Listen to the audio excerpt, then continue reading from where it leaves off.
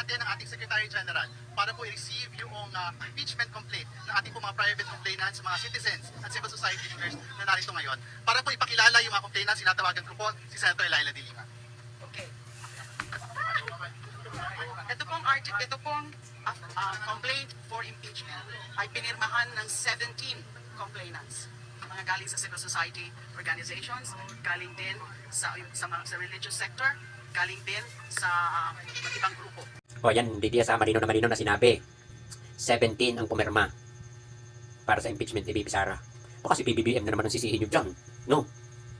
Alam ko naman kayo, may pagkabayolente. So yan, malino ha. Ipanalangin nyo na talaga na hindi ma-impeach si Bibi Sara. Kasi kung may impeach si Bibi Sara, hindi na siya pwedeng tumakbo kahit konsyal ng barangay. Tapos pangalawa, matatanggalan pa siya ng lisensya sa pagka-abogado. Eh ano na lang labas ni Bibi Sara? Sa bagay, bagay naman siya magtitinda sa palengke. Magpalengke na lang talaga siya, magtinda na lang talaga siya ng gulay. Sara Store, magtayo siya. Mga Jack and Jill nuts.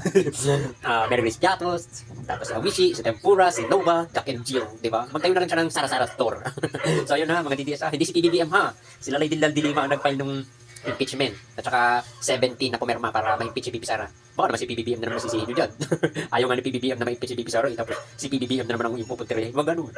Kayo mga violente.